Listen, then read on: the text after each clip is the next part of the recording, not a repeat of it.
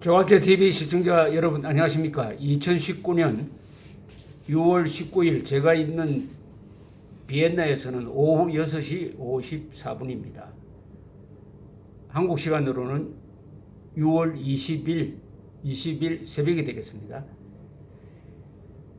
동아일보의 송평인 논설위원이 칼럼을 정기적으로 쓰는데 이분의 칼럼은 법과 관련되는 칼럼을 많이 써요. 그리고 아주 문장이 깔끔하고 핵심을 찌릅니다. 이런 분이 자기 개인 유튜브를 만들어 가지고 이 법률 문화를 좀 정진시키는 그런 역할을 했으면 좋겠다는 생각이 듭니다. 앞으로 이 전문인들이 자기의 전문 능력을 발휘할 수 있는 공간이 유튜브입니다.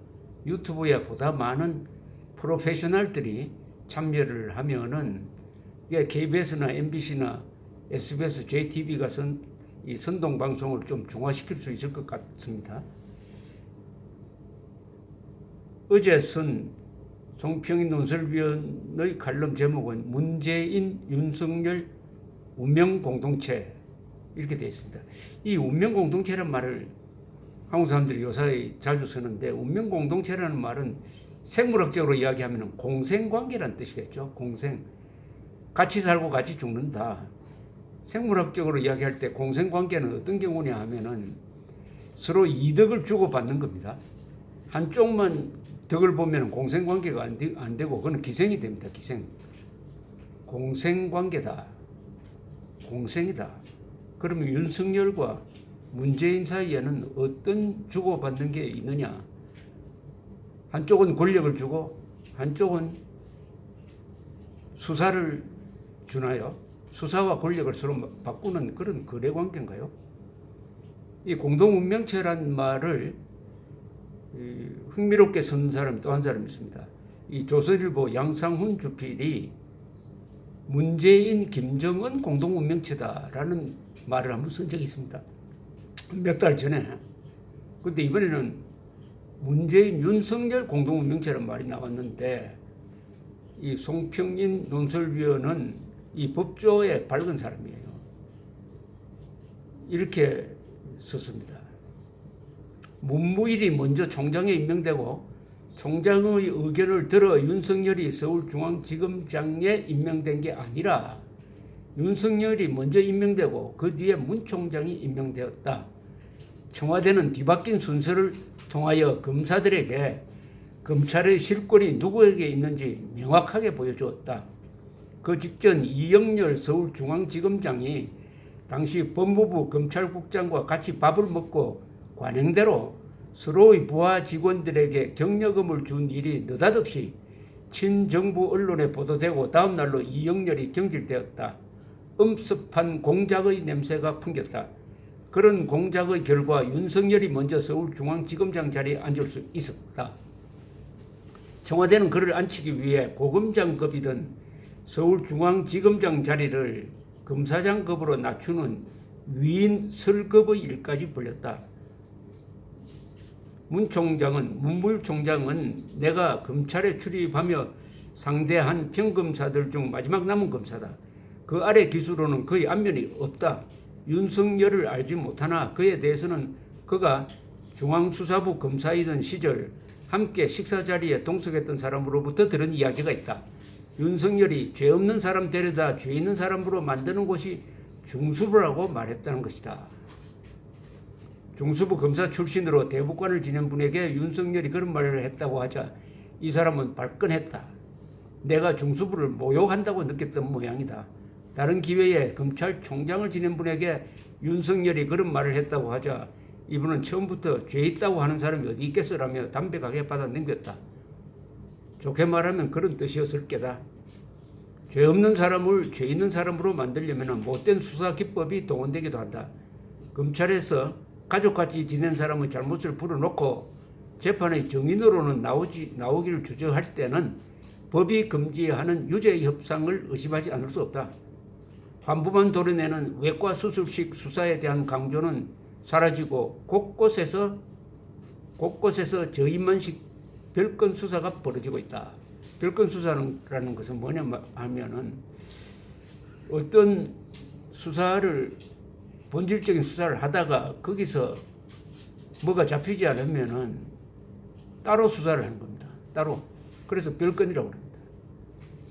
A라는 목표를 가지고 수사를 했는데 그건 무혐의가 나오니까 그러면은 무혐의 처분으로 수사를 종결해야 되는데 그러면은 검사의 체면이 서지 않는다고 판단하든지 아니면 위에서 시킨 목표가 달성 안 되었다고 생각하든지 해가지고 다른 걸 뒤집니다. 제일 좋은 예가 이번에 김학의 전 법무차관에 대한 수사가 뭐 성접대 의혹이었는데 그쪽으로는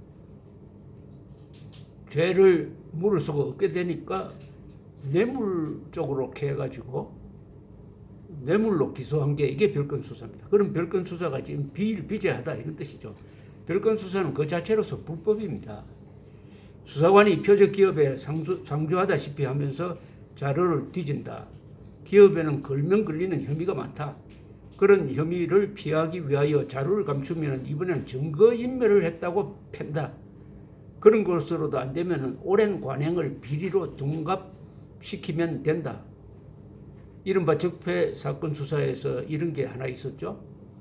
그동안 국정원장이 국정원의 예산을 직속상관인 대통령에게 주어가지고 대통령이 통치자금으로 쓰도록 하는 것을 이명박 이후 국정원장에게만 이것을 국고손실죄로 적용해가지고 4명의 국정원장이 지금 구속되고 있는 이런 거죠.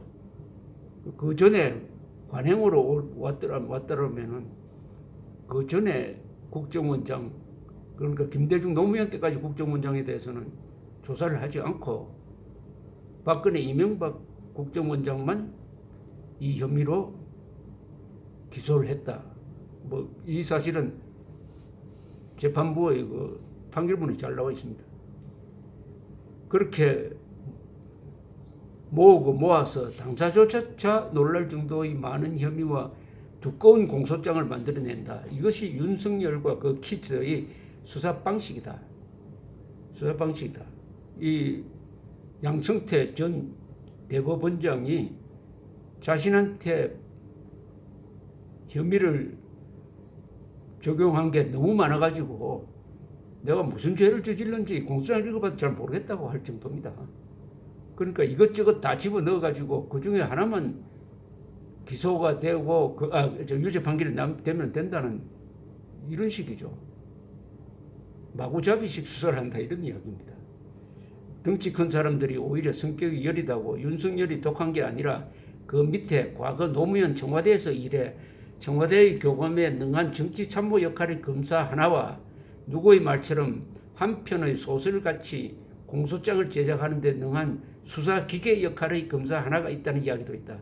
이건 참 수사 검사를 하나하나라고 이야기를 했는데 이 송평인 씨가 속으로 얼마나 이 두 사람을 경멸하고 있는지 이거 읽어보면 이 검사 가슴이 뜨끔하겠는데요. 수사기계라고 했습니다. 저는 수사기술자라고 하는데 수사기계 공소장을 제작하는 데 능한 수사기계랍니다. 공소장을. 수사기계가 그렇게 하면 어떻게 됩니까? 사람이 감옥살이를 합니다. 1년, 2년, 3년. 박근혜 전 대통령에게 30년 이상의 선고가 나오도록 하는 것도 이거 수사기계 아닙니까? 한 푼의 돈도 직접 받은 사람이 없는 전직 대통령을 뭐 제3자 뇌물죄 등등으로 해가지고 경제공동체 등등 그러니까 수사기술, 수사기계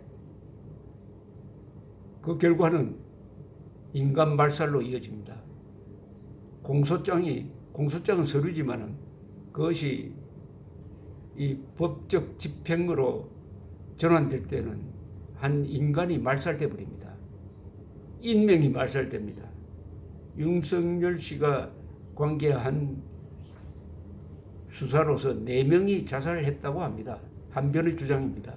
처참한 수사라는 표현을 썼어요. 처참한 수사다.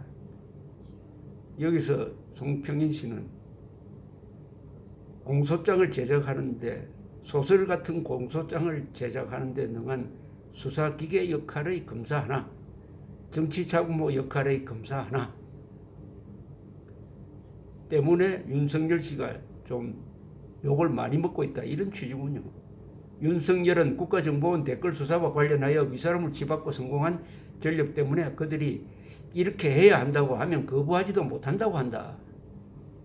그렇게 떠밀려도 지금의 자리에 와 있다는 평가도 있다. 윤석열 씨를 상당히 좀 변호하고 있네요, 송평희 씨가. 그 다음 이 마무리 이 글이 아주 잘 썼습니다. 문무일 검찰은 제1기 윤석열 검찰이었다. 앞으로 시작되는 것은 제2기 윤석열 검찰일 뿐이다. 윤석열이 양날의 칼이 될 수도 있다는 우려 혹은 기대는 접으시라. 문재인 윤석열은 한 배를 탔다. 그들은 적폐청산 수사로 인해 운명 공동체로 엮였다. 공동 운명체라는 얘기죠. 흥해도 같이 흥하고 망해도 같이 망한다. 권력으로부터 검찰의 독립은 사치스러운 말이 되고 지금은 씨알도 먹힐 여지가 없다. 꿈을 접으라는 이야기입니다. 그런데 여기서 양상훈 씨의 운명공동체, 김정은, 문재인 운명공동체, 운명공동체라는 것은 목표가 같다는 뜻입니다. 그리고 같은 가치관을 갖고 있다는 뜻이에요. 서로 주고받는 이익의 공유관계가 이루어지고 있다는 겁니다. 또 다른 운명공동체라고 송평훈 논설위원이 한 문재인, 윤석열 운명공동체. 그럼 두 개를 이어버리면 이래 됩니다. 문재인, 김정은, 윤석열 또는 김정은, 문재인, 윤석열 공동운명체. 그게 부정합이 아니고 정합관계인 것처럼 생각되는 이유가 윤석열 씨가 수사를 해가지고 지금 감옥에 보내고 기소한 사람들의 명단을 쫙 뽑아보면은 김정은이가 싫어하는 사람만 골라도 참 요렇게 고르는구나 하고 소름이 끼칠 정도입니다. 그러면은 이 적폐청산이라는 수사의 목적이 방공자유투사, 방공전선에서 적과 악과 싸웠던 사람들을 숙청하는 수사가 아니냐. 그러면은 김정은, 문재인, 윤석열 운명공동체라는 말도 성립이 되겠구나. 수학적으로. 그게 얼마나 끔찍한 의미를 갖고 있는지 여러분들이 아실 겁니다. 동시에 그것이 얼마나 끔찍한 미래를 윤석열 씨한테 제시하고 있는지 아실 겁니다. 그러면 김정은, 문재인, 윤석열 공동체에서 김정은이 망해버린다든지 문재인 대통령이 어떻게 된다든지 했을 때 윤석열 씨 운명은 어떻게 되느냐. 그것까지는 이 송평희 씨가 이야기하지 않았는데 어쨌든 참 흥미로운 개념입니다. 문재인, 윤석열 운명 공동체다. 흥할 때 같이 흥하고 망할 때 같이 망한다. 그렇게 될지 한번 지켜봐야 되겠습니다. 감사합니다.